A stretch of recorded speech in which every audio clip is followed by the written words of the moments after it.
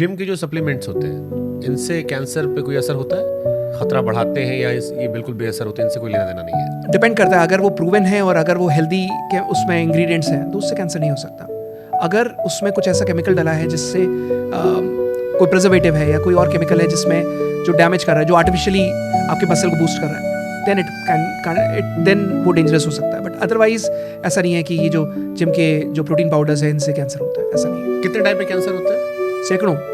अगर ब्रेन की बात करो तो ब्रेन में ही 5 तरीके के होते हैं। एस्ट्रोसाइटोमा, ग्लायोब्लास्टोमा, रेटिनोब्लास्टोमा, ग्लायोब्लास्टोमा मल्टीफॉर्म, कई तरीके के होते हैं। मतलब right from top to bottom इतने कैंसर्स होते हैं कि हर चीज़ का ही एक हड्डियों का osteogenic sarcoma, colon cancer, liver cancer, blood cancer कई प्रकार के होते हैं। एक्यूट लिम्फोब्लास्टिक, क्रॉनिक लिम्फोब्लास्टिक, बहुत कई तरीके। क्या डिफरेंस होता है इन सब में? हर कैंसर अलग होता है, हर कैंसर सेल स्पेसिफिक होता है, हर कैंसर का अलग अलग एक्शन होता है, हर कैंसर में अलग अलग तरीके की उसकी मॉर्फोलॉजी होती है, उसकी अलग टेंडेंसी होती है। राउंड सेल ट्यूमर अलग होता है, वो इतना बड़ा ट्यूमर फैल जाता है। लिवर कैंसर अलग होता है जिसको हम HCC हेपेटोसेलुलर कार्सिनोमा बोलते हैं। सो अलग अलग तरीके के कैंसर हैं। सबसे खतरनाक कैंसर कौन सा होता है? सभी कैंसर खतरनाक होते हैं और सभी कैंसर नहीं भी क्यूरेबल होते हैं।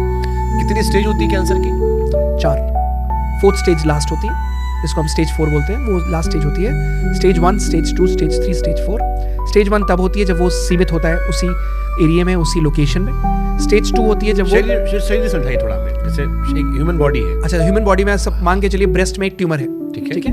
एक महिला के ब्रेस्ट में ट्यूमर है, तो वहां से अगर शुरू हुआ तो वो स्टेज 1 है, वो ब्रेस्ट पे लोकलाइज्ड है। जब वो ब्रेस्ट से फैलकर बगल के लिम्फ नोड्स में चला गया, जिसको हम बगल की गांठ बोलते हैं, अगर एक्सिलरी लिम्फ नोड्स वहां चला गया तो ये स्टेज 2 आ गया। जब ये वहां से शिफ्ट होकर साइज बढ़ा ट्यूमर का और 2 सेंटीमीटर से 5 सेंटीमीटर के आसपास हो गया, स्टेज 3 आ गया। और जब ये लिवर, लंग्स, बोन से ब्रेन में फैल गया तो स्टेज 4 हो गया। तो स्टेज 1 मतलब जो लोकलाइज्ड है वो ट्यूमर। स्टेज 2 जब उसका साइज बढ़ा और एक लिम्फ नोड कवर किया। स्टेज 3 जब लिम्फ नोड्स कवर किए और थोड़े दूर के लिम्फ नोड्स भी कवर किए और ट्यूमर का साइज बढ़ गया। स्टेज 4 जब लिवर, लंग्स, बोन या ब्रेन में फैल गया। प्राइमरी कैंसर वहीं था, पीपल का पेड़ यहाँ बोया, जड़ें आगे तक पड़ोसी के घर तक चली गई। स्टेज 4। ट्यूमर और कैंसर में फिर क्या डिफरेंस है? ट्यूमर मतलब लोकलाइज्ड लीजन, किसी स्पेसिफिक बॉडी पार्ट पे, किसी स्पेसिफिक बॉडी पार्ट पे। जैसे ब्रेन में हमेशा ट्यूमर होता है, ब्रेन में कैंसर नहीं होता, ब्रेन में हमेशा ट्यूमर होता है। ब्रेन ट्यूमर्स बोलते हैं उसे।